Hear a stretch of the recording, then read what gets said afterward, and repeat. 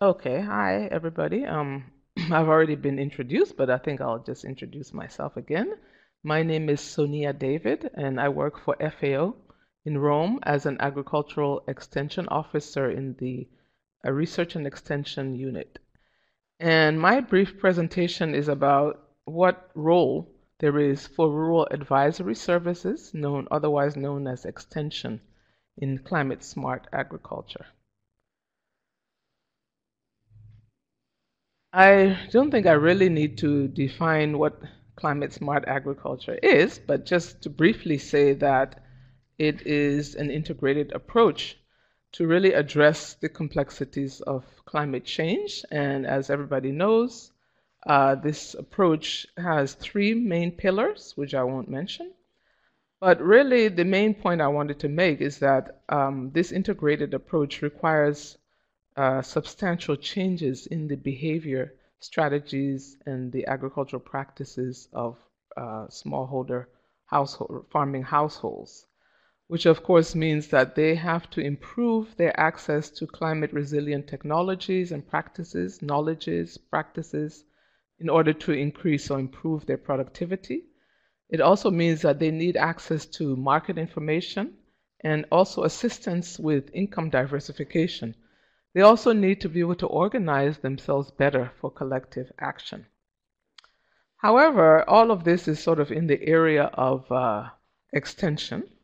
But what we've seen worldwide is that there's relatively limited involvement in this area by extension in many countries.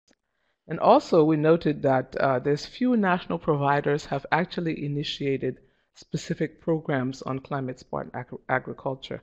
The activities so far tend to be project-based and maybe externally funded projects. So I'd like to briefly look at the role and functions of extension. I think it's useful to define what we mean by extension, otherwise known as rural advisory services. And here I'm quoting a definition offered by the Global Forum on Rural Advisory Services, or GFRAS, which is based in Geneva. The definition of extension is that any activity that provides the information and services needed and demanded by farmers and other rural actors to assist them in developing their own technical, organizational, and management skills and practices. So it's a very broad definition, which means that we're not only talking about the typical extension agent on a bicycle, but we're talking about many other people who provide these kinds of services. I think it's useful to also mention that extension is in a state of change and has been for some time. And so we really talk about two kinds of paradigms in extension to date. The one is a traditional view of extension, which is limited, has been really focusing, not limited, but focusing on transferring skills, technologies, and knowledge, basically the transfer of technology model from research, moving from research to farmers. And so the role of extension there is to move these approaches and technologies to farmers. This paradigm, the traditional paradigm, focuses mainly on the public sector as providers of extension. And the main focus has tended to be on production issues. More recently, the focus has been on moving from this approach to a rural advisory service system, or RAS. And the difference is that the focus there is more client-oriented, demand-led. The systems tend to be pluralistic. That is, not only is public sector involved in providing services, but also NGOs, farmers, farmer organizations, and the private sector. And the focus tends to be beyond production to many other issues, including nutrition, climate change, etc.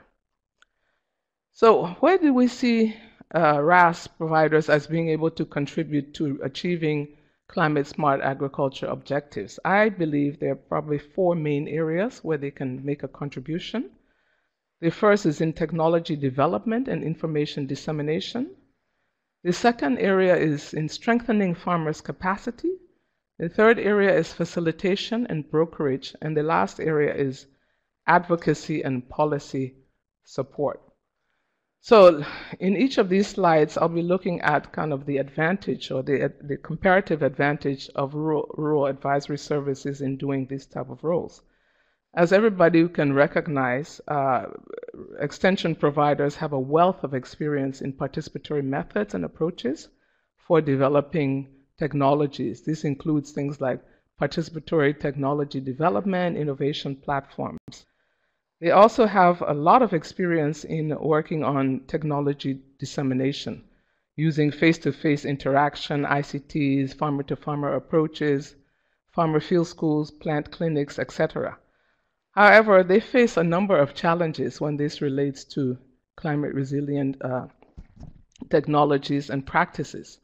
For one, they have to really look at what types of adaptive changes farmers need to make and when to introduce these changes. This is one of the areas. There is also going to be a greater need, or there is a greater need for the involvement of extension in looking for these technological solutions, looking at the past, looking around the world for new lessons learned, etc. Also, there's a need to ensure that the relevant technologies and modes of dissemination keep up with the need for constant change in relation to climate change adjustment. And extension agents or extension services need to go beyond a focus at farmer level, where they tend to focus, to looking at other scales. So that's the first area and some of the challenges. The second area is building resilience through developing farmers' human and social capacity. As you probably know, rural advisory services have a wealth of experience in helping farmers to draw on local practices and scientific knowledge, to sharpen their observation and experimental skills, and to improve their critical thinking through, for example, farmer field schools. But they have a number of challenges. Many of the providers will need to move away from this kind of technology packages and blanket recommendations that they have been using to something else. Many of them will also need new skills and capacities at the organizational and individual level, soft skills such as communication, how to facilitate learning, co-learning, sensitivity to gender, diversity issues, managing power and conflict dynamics. And they also will need new skills in specialized areas, such as marketing. So the third area I mentioned is supporting climate smart agriculture through facilitation and brokerage. Now, this is a traditional area for extension that is playing this bridging function, linking farmers traditionally to research, to traders, input suppliers, credit, but more recently and more importantly, for climate smart agriculture, linking farmers to new types of institutions such as meteorological services, insurance companies, etc., but also helping farmers to strengthen their organizational abilities, working with farmer organizations. So this is the strength of extension, but a number of challenges come up here. There is a need to support innovation processes, and extension agents or extension service providers will need new skills in new areas, such as network building, brokerage, process facilitation, and process monitoring. Then the last area I would like to talk about is monitoring, advocacy, and policy support. This is not a traditional area seen for RAS, but they should be actively involved in monitoring the effects of climate change. Oops, sorry, I forgot to go to the next slide, on agriculture and the progress that we're making in climate smart agriculture efforts. They can also, I believe, play an important advocacy role at the local level in trying to ensure that climate change remains high on the policy agenda and funds are allocated. And they can also play a role in explaining to rural communities climate change policies. Now, how do we get to all of this? And this is the challenge. Basically, I believe there is a need for extension reform, really, to really develop effective rural advisory systems, which consist of the organizations and actors providing extension and closely related services, extension policy, and the enabling environment. And so some of the things that need to happen is we need to have new institutional arrangements, for example, away from the system of having separate extension services for agriculture, forestry, fisheries, etc., to a better alignment between sectoral extension services, and also mainstreaming climate smart agriculture in rural advisory services activities and capacity development.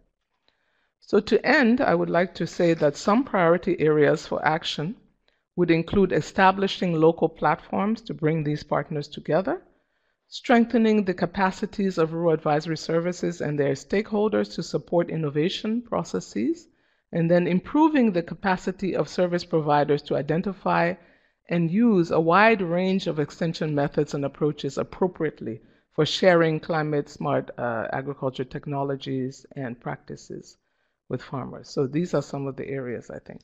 And with that, I would like to end the presentation.